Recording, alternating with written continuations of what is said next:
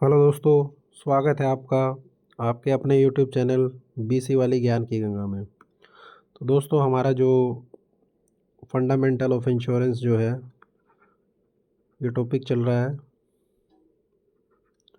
Fundamental of insurance, उसमें अभी हम जो है जनरल इंश्योरेंस को कवर कर रहे हैं।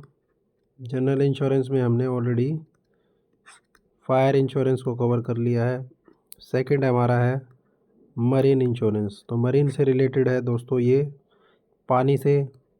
पानी में जो भी हमारे शिप होते हैं, कार्गो शिप या फिर पैसेंजर शिप, जितने भी शिप हैं उनसे रिलेटेड जो भी कार्रवाई होती है उनके लिए बेसिकली जो भी ख़तरा है उनको लेके तो वो लोग जो है अपने लिए क्या लेते हैं, इंश्योरेंस लेते हैं। तो marine insurance is a contract of, ये भी जो है कॉन्ट्रैक्ट ऑफ इंडेमिनिटी है। तो जर्नल इंश्योरेंस जितने भी हैं वो सब क्या है, कॉन्ट्रैक्ट ऑफ इंडेमिनिटी है। तो ये टर्म जो है याद रखिए, ये आपके पेपर में इम्पोर्टेंट बन जाती है बस। अब क्या है, जो भी इंश्योरर एग्री होता है वो कंपनसेट के लिए इंश्योर करता है अगेंस्ट लॉस और डैमेज ऑफ टू शिप। या तो शिप को कोई डैमेज हो जाए या फिर कार्गो जो शिप में एक सामान लेके जा रहे हैं, फ्राइट्स हैं, और other marine interest arising from marine perils during transit. Now जो समुद्री बीमा है एक क्षतिपूर्ण, इंडेमिनिटी का मतलब है क्षतिपूर्ति का अनुबंध है जिसमें बीमा कंपनी समुद्री यात्रा या माल के परिवहन के दौरान होने वाली हानि की भरपाई करता है। जैसे आप सड़क पे चल रहे हैं, रोड पे, तो आपका जो व्हीकल है आप उसका इंश्योरेंस लेते हैं, वैसे ही शिप है तो शिप का इंश्योरेंस है। उसके अंदर से ले जाने वाले जो सामान का, गुड्स का है, कार्गो का है, उसका भी इंश्योरेंस है। तो यही है बस, ये मरीन में है, पानी में है, तो पानी में आपको जो है क्या क्या इंश्योरेंस का जो है पार्ट देखना है।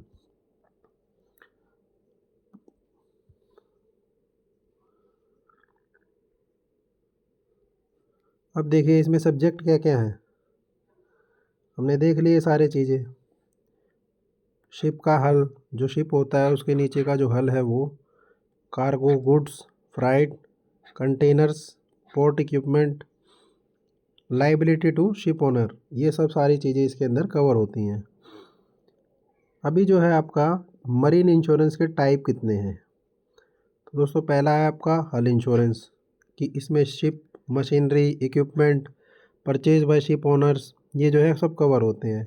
दूसरा है आपका कार्गो इंश्योरेंस, जो आपका सामान लेके जा रहे हैं ट्रांसपोर्टेशन में उसको कवर करेगा।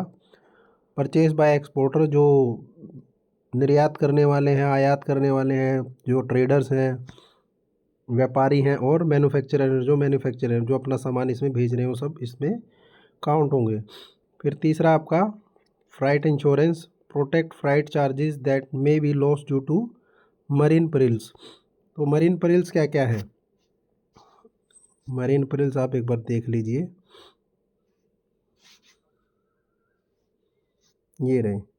तो जो भी आपकी आपदाएं हैं, संकट है, क्या क्या आ सकते हैं, स्टॉर्म आ सकता है, साइक्लोन आ सकता है, शिप की टक्कर हो सकती है, शिप डूब सकता है, फायर लग सकती है शिप में या कार्गो में, पायरेसी हो सकती है, समुद्री लुटेरे लूट सकते हैं, धमाका हो सकता है, स्ट्रैंडिंग हो सकता है, जेटिसन, ये एक इम्पॉर्टेंट टर्म है दोस्तों। इसको जो है जेटिसन को बोलते हैं जब भी कभी आपका अगर शिप जो है डूब रहा है तो उसका वेट कम करने के लिए, वेट रिड्यूस करने के लिए क्या करते हैं, हम उसके ऊपर जो अनवांटेड सामान है उसको क्या करते हैं, फेंक देते हैं समुद्र के अंदर, throwing cargo overboard to save the vessel. या आपका हैवी वेदर है, तो ये सब सारे क्या है, मरीन परिल्स हैं, चैलेंजेस हैं जो हमें देखने को मिलते हैं, और इसके कारण क्या होते हैं, जो शिप जो है डूबने के ज़्यादा चांसेस होते हैं। इसके अंदर क्या क्या रिस्क कवर नहीं है दोस्तों, सेम वैसे ही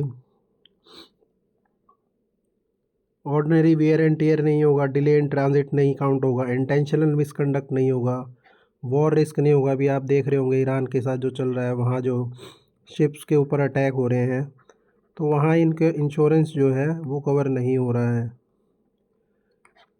न्यूक्लियर रिस्क है, इम्प्रॉपर पैकेजिंग है, इनहेरेंट वाइस है, नेचुरल डिटीरिएशन ऑफ गुड। मान लीजिए आप बाहर से दूध लेके आ रहे हैं, मिल्क।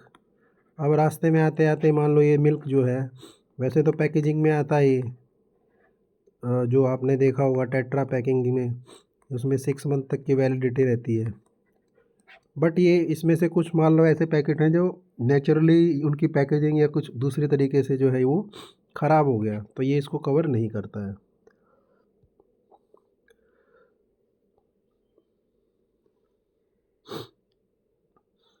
नाउ इसमें आपका प्रॉक्सिमिटी कॉज क्या है? नियरेस्ट इफेक्टिव कॉज जो है loss distribute whether the claim is payable, ये आप छोड़ दीजिए। अब इसके बाद आइए टाइप ऑफ मरीन पॉलिसीज़ में। तो पहली पॉलिसी है वॉयज पॉलिसी। जो भी आपका शिप है, बोट है, उसकी क्या है, स्पेसिफिक एक वॉयज है, बेसिकली उसका एक रूट है, ठीक है, रास्ता है, रूट जो बोलेंगे आप, उसका एक स्पेसिफाइड रास्ता है, उसी रास्ते पे उसको जाना है, उसकी एक पॉलिसी है। जैसे मुंबई से दुबई का एक रास्ता है, वो पहले से ही जो है आप उधर दे देते हैं कि हम इस रास्ते से इस वॉइस को लेके जाएंगे। फिर टाइम पॉलिसी है, कोई भी चीज़ को स्पेसिफाइड पीरियड में 1 साल के अंदर जो है कवर करता है टाइम पॉलिसी। तो ये शिप्स के लिए यूज़ होता है। बेसिकली शिप की जो है, जैसे हम अपने व्हीकल का क्या लेते हैं, इंश्योरेंस लेते हैं, वैसे ही शिप का क्या लेते हैं, इंश्योरेंस लेते हैं। फिर मिक्स पॉलिसी है, इसमें आपका जो है वॉइस प्लस टाइम दोनों को कवर करना है। फिर चौथा है valued policy, the value of insured property is agreed in advance. तो जो भी रिस्क वगैरह मैनेज करके कितने तक का इंश्योरेंस जो है कवर करेंगे, वो पहले से ही आपको बताते हैं, उसको बोलेंगे वैल्यूड पॉलिसी। अनवैल्यूड पॉलिसी, जो कि आपका जो जब कुछ लॉस हो जाएगा उस समय उसको कैलकुलेट किया जाएगा। आई थिंक ये जो इंश्योरेंस है वो काफ़ी ही बोरिंग टॉपिक लग रहा होगा आप लोगों को, बट टॉपिक दिया है जो कि गवर्नमेंट का एम है 2047 तक सभी को जो है इंश्योरेंस देना है। तो आपको इंश्योरेंस के बारे में जानना होगा। अगर आप जानेंगे नहीं तो कैसे आपको पता चलेगा? अब सपोज़ इसके अंदर जो एग्ज़ाम हो रहा है, कम से कम भी आप ये मान के चलिए 8 से 10 लाख स्टूडेंट हैं, और ये अगर 8 से 10 लाख स्टूडेंट इंश्योरेंस को पढ़ते हैं तो ये कितने लोगों को और आगे जो है इन्फॉर्मेशन पास करेंगे, गाइडेंस देंगे। तो ये this is the motive of this topic in this inclusion in this exam, और इसमें ज़्यादा कुछ इसका इम्पोर्टेंस नहीं है दोस्तों। नाउ फ्लोटिंग पॉलिसी क्या होती है? Cover multiple shipments under one policy, suitable for regular exporter and importer. जो कंटिन्यूस कार्गो शिप होते हैं वो क्या करते हैं, कुछ ना कुछ जो माल का आयात निर्यात करते रहते हैं, जो एक्सपोर्ट इंपोर्ट करते रहते हैं, उनको क्या करना है, उनके पास मल्टीपल शिपमेंट होते हैं, तो वो फ्लोटिंग पॉलिसी का जो है इंश्योरेंस लेते हैं। एक है open cover, provide continuous protection for multiple shipment over a specified period with each shipment declared is as required. तो ओपन कवर में आपको क्या करना है, अपने जो शिपमेंट आप लेके जा रहे हैं उसमें आपको क्लियरली डिक्लेयर करना है कि वो क्या है। फिर है marine losses, actual total loss, ATL, actual total loss, the property is completely destroyed on irretrievably lost.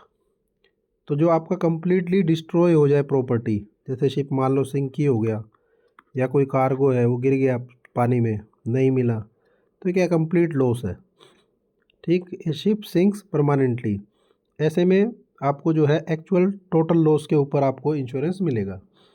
फिर है constructive total loss, the cost of recovering और repairing the property would exceed its value.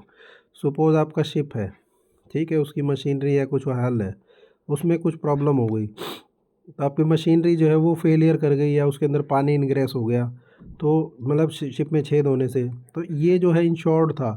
तो अब इसकी जो आपने insurance लिया था, मान लीजिए आपने 100 करोड़ का इंश्योरेंस लिया था शिप के लिए, लेकिन आपका खर्चा 150 करोड़ का हो रहा है, तो ऐसे में कंस्ट्रक्टिव टोटल लॉस जो है आपको मिलेगा।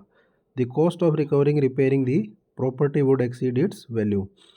Partial loss, only part of cargo और शिप इज़ डैमेज। सपोज ये शिप जा रहा है, ठीक है, उसके नीचे का जो ये प्रोपेलर है, जिससे जो फ़ैन है ये घूमता है, जो आगे मूव कराता है, ये गिर जाए, ये पार्शियल लॉस है दोस्तों, कुछ एक पार्ट जो आपका गिर गया है। Now general average and particular average ये छोड़ दीजिए दोस्तों। मरीन पॉलिसी में आपको क्या क्या डॉक्यूमेंट चाहिए? क्लेम फॉर्म चाहिए जब आपको क्लेम करना है, इनवॉइस चाहिए जो भी आप कार्गो ले जा रहे थे उसका बिल होगा, ठीक है, बिल ऑफ लैडिंग उसका वेट कितना था वो सब देना होगा, पैकेजिंग लिस्ट, पैकेजिंग कैसी थी उसकी लिस्ट देनी होगी, सर्वे रिपोर्ट, सर्वेयर जो आएगा वो सर्वे रिपोर्ट देगा कि क्या क्या डैमेज हुआ, क्या क्या इशू हुए, फ़ोटोग्राफ जो भी है, शिपिंग डॉक्यूमेंट, शिप के डॉक्यूमेंट क्या सभी सही है, इंश्योरेंस का जो भी डॉक्यूमेंट है वो चेक करेंगे, डिलीवरी रिसिप्ट देखेंगे कब की डिलीवरी रिसिप्ट थी, फ़ोटोग्राफ अगर एप्लीकेबल तो ये सब डॉक्यूमेंट सर्वेयर क्या करेगा, देखेगा फॉर क्लेम। नाउ इसके अंदर वारंटी होती है, express warranty specifically stated in the policy, implied warranty होती है, seaworthiness of the ship where applicable, legality of the voyage होती है, no deviation from agreed route without lawful excuse. जैसे मान लो अभी ईरान में वॉर चल रहा है, ईरान और यूएस का जो सिचुएशन है उसमें जो है हमारे शिप जो जो भी शिप हैं उनको क्या है लॉफुली अभी एक्सक्यूज़ है कि उनको वहाँ से अगर निकलना रहता है तो वो है तो स्ट्रेट ऑफ हार्मुज से ही रास्ता, बट फिर भी वो जो है अपने को थोड़ा सा बचा के वहाँ से निकलते हैं, तो इसे क्या बोलेंगे वो कि वो जो पाथ उन्होंने है उधर से डेविएशन किया है, चेंज किया है।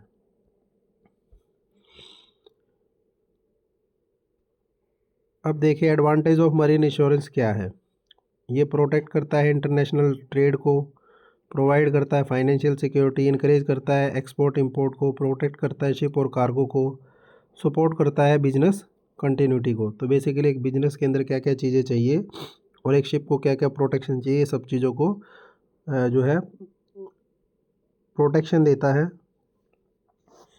नाउ फ्लो चार्ट में देख लीजिए आप कि इंश्योरेंस जो है मरीन इंश्योरेंस उसमें एक हल इंश्योरेंस होता है बेसिकली शिप से रिलेटेड, मशीनरी से रिलेटेड, कार्गो इंश्योरेंस जो आप सामान लेके जा रहे हैं उसका, फ्राइट इंश्योरेंस कितना टाइम और कितना सब कुछ ही जो है इसके अंदर आ जाएगा आपका, लाइबिलिटी इंश्योरेंस क्या क्या लाइबिलिटी है बेसिकली क्या सामान है और उसका क्या क्या लॉस हो सकता है, उसका क्या क्या रिस्क है और क्या क्या रिस्क उसके अंदर कवर है जो आपने इंश्योरेंस लिया है।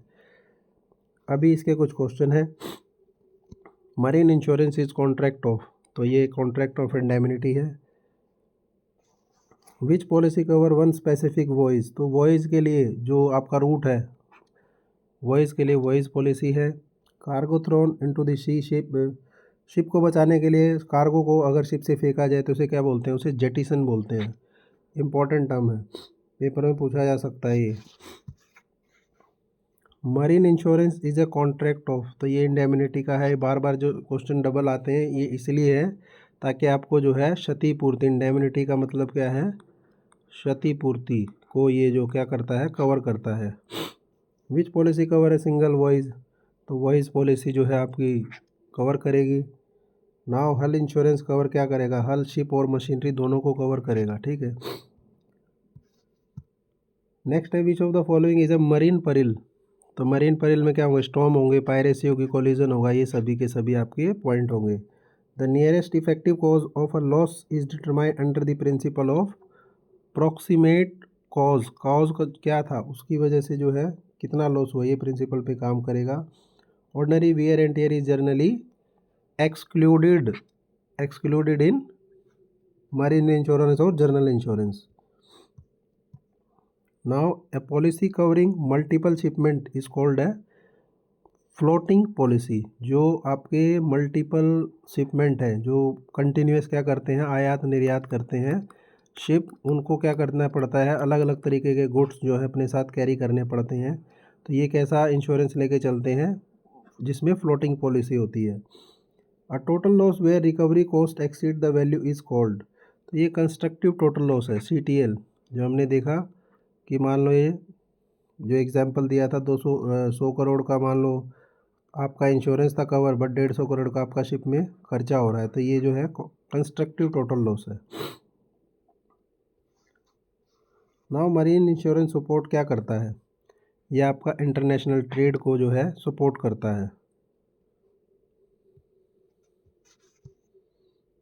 तो ये था आपका marine insurance protects ship, cargo, freight and marine liability against these things.